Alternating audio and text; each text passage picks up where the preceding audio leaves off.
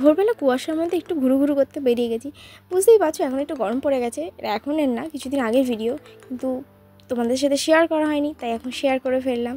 যাই হোক, বকতে বকতে আমরা চলে এসেছি যেখান থেকে আমাদের গাড়ি ছাড়বে। ও মা, এসে দেখছি এখানে কেউই এখন এসে পৌঁছায়নি। তাই আর কি করার, এখন আমরা কজন মিলে এখানে দুটো মন্দির আছে পাশাপাশি, খুব সুন্দর। আমরা এখানে মন্দিরের চাতালে বসে একটু আড্ডা মেরে নিলাম। তার কিছুক্ষণ পর আমাদের গাড়িও চলে এসছে, সবাই মিলে গাড়িতে উঠে পড়েছি। উফ, ঠান্ডায় তখন কাঁপছি, মানে এত অবস্থা খারাপ। সবাই মানে কী করে মাথা টুপি খুলেছিল জানি না, আমরা এত ঠান্ডা লাগছিল। যাই হোক, ঠান্ডা খেতে খেতে রোদও উঠে গেছে এদিকে। আমরা নামখানা ব্রিজের কাছে চলে এসেছি। তখন ঠান্ডায় পকেটে হাত গুটিয়ে দাঁড়িয়ে থাকলেও এই ব্রিজের সৌন্দর্যটা ক্যাপচার করবো না তো হতেই পারে না, তাই তোমাদের সাথে একটু শেয়ার করে নিলাম।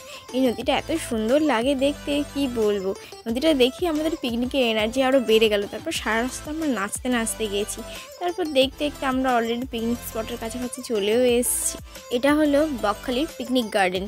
যাই হোক, এসে যা দেখে মনে হচ্ছে যেন সবাই এসে গেছে, আমরাই লাস্ট। তাই অলরেডি সবাই এখানে লুচি বেলতে আর ভাজতে বসে গেছে। আমরা সেই মুহূর্তে একটু কি করব, চলো কাছে পিঠে একটু বিচে ঘুরেই আসি। সমুদ্রের কাছে এসেছি আর বিচের জন্য একটু মনটা কাঁদে না, তাই আমরাও ঘুরতে বেরিয়ে এলাম। ওমা, এসে দেখছি জল কত দূরে।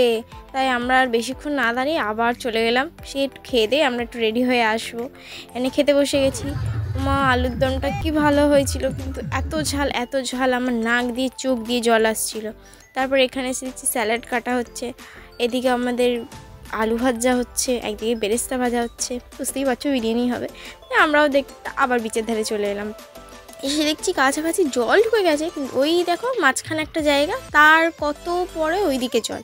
মানে আমাদেরকে এদের কাছে ফোন রেখে দিয়ে তবে যেতে হবে, আমরা ফোন নিয়ে জলের কাছে যেতেই পারবো না। তাই এখানেই দাঁড়িয়ে জলের কাছে কিছু ক্যাপ মেরে একটা ছবি তুলে নিলাম। বাদবাকি আমাদের জলে ওখানেই সব ক্যামেরাম্যানটা ছবি তুলেছিল। তারপর আমরা একটু জল কাপসে চলে এসেছি এখানে খেতে বিরিয়ানি। তারপর তাড়াতাড়ি খেয়ে নিয়ে আমরা একটু দোকান ঘুরতে চলে এসেছি। এখানে এত সুন্দর সুন্দর জিনিস, কাঠের আর ঝিনুকের, তুমি তো জানোই বিচের ধারে এলে এইসব পাওয়াই যাবে। এখানে আমরা একটু ভাবলাম একটু আই লাভ বকখালির সাথে একটু ছবি তুলবো।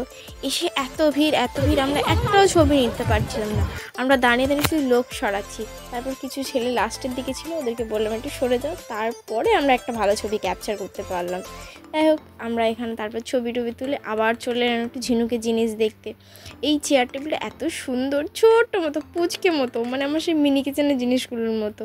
এখানে আমরা একটু কানের দেখছি, কানের দেখে এই পুতুলগুলো দেখো, এটা আমার একটা বোন কিনেছে, তাই আমি একটু তাকে বেছে বেছে দিচ্ছিলাম। যাই হোক, সুন্দর সুন্দর জিনিস, কিন্তু এমন গাড়িতে এসেছি যাতে ভেঙে না যায়, মানে সেরকম একটা ব্যাপার। এই আমার বাড়িতে একটা আছে জানো, খালি নাচে পুতুলটা। যাই হোক, এখানে একটু দোকান ঘুরে এইগুলো দেখো, এইগুলো আমি একটা বানিয়েছিলাম আমার ক্রাফটের সময়, আমি বানিয়েছিলাম। এই আবার অনেকে একসাথে অনেকগুলো করে কিনলো ডোরের সামনে, সব হ্যাঙ্গিং করার জন্য, ডোর হ্যাঙ্গিং। যাই হোক, আমরা একটু ঘুরে নিয়ে আমরা আবার গাড়িতে উঠে গেছি নাচতে নাচতে। ঠান্ডার মানে নাচানাচিটা আমরা ভুলেই গেছি যে ঠান্ডা পড়েছে। যাই হোক, দিনের বেলা তোমাদের সাথে নামখানা ব্রিজ শেয়ার করেছিলাম, এটা হচ্ছে সন্ধ্যেরটা। এত কুয়াশা পড়েছিল, হালকা কিছু বোঝাই যাচ্ছে না, সব হালকা হালকা হয়েছিল, তাই জন্য কিছু বোঝা যাচ্ছে না। যাই হোক, আমরা আবার নাচানাচিতে মনোনিবেশ করলাম। তারপর দেখতে দেখতে আমরা অলরেডি বাড়ির কাছে চলে এসেছি। ওই আমাদের গাড়ি চলে গেল। এবার আমরা বাড়ির দিকে যাব। টাটা, সবাইকে গুড নাইট।